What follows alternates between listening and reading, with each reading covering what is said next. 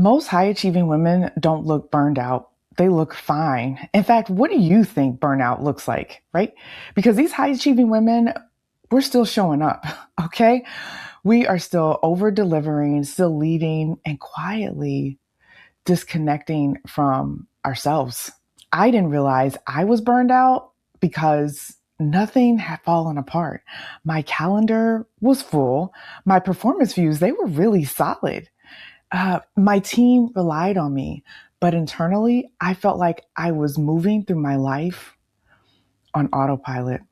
And this is the version of burnout that no one warned you about. We think that burnout always looks like falling apart, right? Like split ends, like running around frazzled, paranoid, your nails are growing out, you wear the wrong color shoes to work, you don't know what day it is. No, it looks like functioning, but without feeling. And that's exactly why it's important to talk about what burnout looks like in your world. Because if you don't notice the pattern, how will you move away from it? How will you shift? How will you lead yourself differently? You know what's exhausting? Feeling like you always have to prove yourself at work. It's like be smarter, be louder, be more visible. Meanwhile, your actual value, it gets lost in the performance of it all. So here's the real question. Are people recognizing your brilliance or just rewarding your ability to stay on? Take the visibility versus value quiz and find out. For me, it didn't look dramatic. Let me tell you, it looked like leading meetings from muscle memory, responding to emails instantly, delivering work that people praised. But inside, I was feeling nothing, no excitement, no clarity, no sense of momentum. And you know what the scariest part is? I could have gone like that for years. Everyone misses this because you're still performing. No one flags it. No one pulls you aside. No one taps you on the shoulder because you're not missing deadlines. You're not breaking down in tears in meetings. So what do we tell ourselves? You know what? I'm just tired. It's a busy season. I'll rest later. But the truth is, this is where it hides, especially when your performance is high. And in a minute, I'm going to walk you through 7 signs because the last one, it's the one that a lot of high achievers ignore because it's usually the turning point. Okay. So let's get into these 7 symptoms. The first one I would say is decision fatigue. You make so many decisions all day for everyone else that you stare at simple decisions longer than you should. Like what usually would take you seconds, it now takes you minutes because your brain is overloaded. Like you're making decisions for your team. Hey, what should be in our deck? What should our deck look like?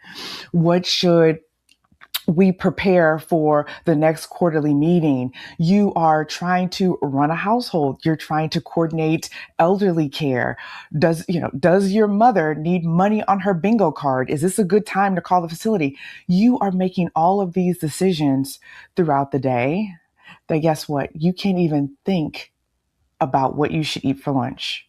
So what do? You default to a quick granola bar or to what you can find in the break room, or sometimes you don't even eat. That is decision fatigue, my friend. And that was number 1. Number 2, irritability at minor tasks. A quick, hey, can you look like this? Ooh, that feels like a heavy lift. Not because it is, but because your capacity, it's already stretched. I'm going to give you another one. Overchecking your work. You reread emails, double check slides, not because something's wrong, but because you don't trust yourself. You feel like you feel yourself slipping. So let me look at that again. Number 4, ready? Loss for excitement.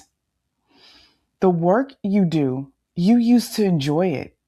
You used to get excited when you finished that project. You took it to the finish line. Yes, we all made it. In fact, you insisted that we have some sort of celebration to champion the team, to celebrate the win.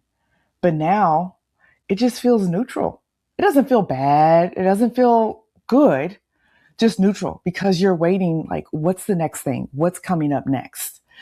Number 5, emotional flatness. You're not overwhelmed, you're disconnected. No highs, no real lows, just steady, quiet detachment. Oh, this person they put in their resignation. Okay, we'll talk to HR, we'll get through it. What's next? You're acting like a robot in the one-on-ones. Hey, I'm glad we're meeting for our one-on-one. Tell me what we need to discuss. What's open on your list? Mhm. Mhm. Okay. Well, yeah, I'm glad we met. You're a little detached and you know it. Second guessing everything. That would be number 6. Decisions that used to make quickly, they now feel heavy. You are replaying conversations and you are questioning your instinct. I know I've seen this before, but is this what we should really do? All right. And this is the one that everyone thinks is normal. Number 7, escape fantasies, not strategic career moves. As soon as this rotation is over, I'm going to go work on this team and do this project. And yeah, that's when I'll get the light inside of me again. That energy, that fire will be burning. Or, you know what? It would be nice if they would just let me go. Then I could just live on unemployment and figure out what to do next. Yeah, that's the solution. No, it's not. These thoughts, they're basically, I just want out. I can't keep doing this. And it's not because you lack ambition. It's because your system, it's depleted. I would say to myself, you know what? I'm fine. And that would be like what I would say on repeat. And you know you weren't fine, but that's just what you say. So people leave you be so you can keep moving. In fact, I want you to type fine in the comments because I want today to be the last day that you use that as your scapegoat. We're about to get to the meat of it. You are consistently depleted, but this is how you've been running for years. So it doesn't really feel like depletion, does it? It feels off, but you don't know what to do about it. And here's where most people get it wrong. You think burnout is about doing too much. It's actually about operating without recovery. Like your system hasn't had space to reset. And when that happens, come on, you know what happens. Your decision making changes, your patience shortens, and your confidence drops. This is backed by research. In fact, one of my favorite books is Why We Sleep. And in that book, they talk about your brain when you don't get enough sleep, your brain does not recover properly. Your emotional regulation, your judgment, all those things decline. So this isn't a motivation issue. It's a capacity one. You don't have to crash out to know that it's time to change. I know that you're nodding along with me because you see exactly what I'm talking about in your world, in your week. It's time to shift because this is where most advice goes wrong because it tells you take a vacation, log off earlier, do less. But if your identity, if it's tied to being the one that's always on, always delivers, it's hard to shift. It really feels guilty. The guilt is real. It's hard to come back and recreate a new version of yourself that actually shows up because you haven't practiced it before and it isn't your norm. I want you to do it strategically. What does it look like? It looks like fewer decisions. We're going to stop overloading your brain with unnecessary choices. Instead of telling your team, I have an open door policy, one day a month, I have a standing one-on-one with my team, an open door policy. Anyone can come in and ask questions. Look at that. Instead of being pinged all day with unnecessary questions, you are empowering your team to either come up with solutions on their own or self-solve, which is even better. You're also signaling like, it's not that I'm unavailable, but I do have my own role and there are things that I need to get done as well. Clearer boundaries, right? Not reactive yeses. Yes, I'm going to do everything you ask me. No, we're talking about intentional ones. In fact, before you say yes, we're going to pause. We're going to take a deep breath. That's a good question. Let me look at my capacity.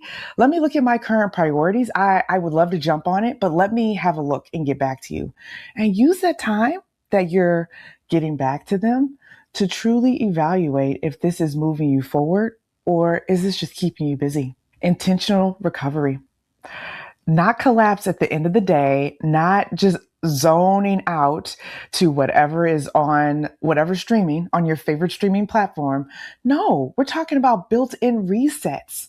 That's a 360. That's when you're looking around and you're examining your patterns. You're looking around to understand like what isn't working and then proactively filling your life with things that energize you. You don't wait until it breaks. You change the system before it does. I remember a night I stayed up working, actually reworking a deck. Not because it needed it, but because I didn't trust that it was enough. And my husband, he asked, like, what are you still doing up? And I honestly didn't have a good answer because the work wasn't the problem. The way I was operating was. And that's when I realized I wasn't tired from working. No, I was actually tired from never turning it off. So if you saw yourself in this, I don't want you to ignore it. Don't label it as just a phase. I want you to pause, adjust, and start leading yourself differently before your body forces you to. You can do it this week. You can start looking around. All of these things I listed, when do I have decision fatigue? When am I just tired from making decisions? Are these decisions even mine to make? When am I just giving yeses just to give yeses? When can I truly take a pause? Who does that happen with? Does that always happen with Bill because he has a very persistent attitude, a very persistent perspective? Does it always happen with Caitlin because she's intense? And then look at ways that you can reset your life or your day to fill your cup so that way you are wired enough, you are recharged enough to make the right decisions before burnout begins to eat you alive.